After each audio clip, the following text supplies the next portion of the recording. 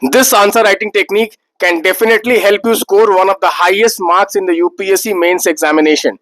Guys, welcome to day 44 of the 180 days mains challenge, where we are covering the UPSC mains syllabus. So today we have started with security.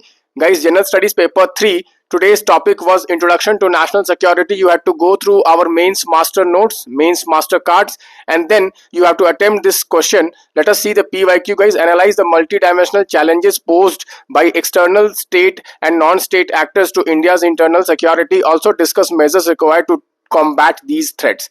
So guys, what I have done is that today I have used a very unique answer writing approach. You can see here, guys, what I have done is that I have given a small introduction, and then I have made a kind of a table format: internal security challenges, state actors and non-state actors. External state actors: Pakistan, China and Bangladesh.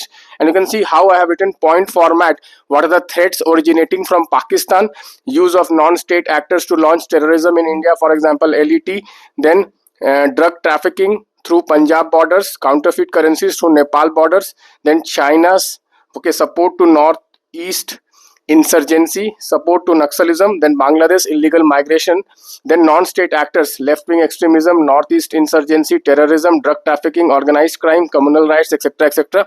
Now what I have done is, which is very unique. You can see this. What I have done is that I have shown through diagram all the threats, internal security threats. For example, you can see this golden crescent and golden triangle for drug trafficking, illegal migration from Bangladesh, then counterfeit currencies coming from Nepal, then drug trafficking coming to Punjab, then drug trafficking coming to this route also. Recently, guys, lot of drug trafficking is happening through this Gujarat border. Lot of people have been caught in this. Then smuggling, then Naxalism. So you can use this diagram format to show the state and non-state actors, and then measures to combat. Border management is the most important one.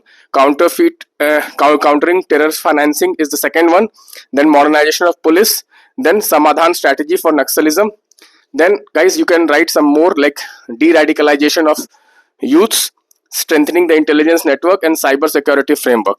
But the most important part is this diagram format. Use the diagrams, as many as diagrams. Guys, what I have done is that I have analyzed all the PYQs and I have made lot of diagrams and flowcharts which you can use in your answer. You can get all this in my mains mentorship. Thank you.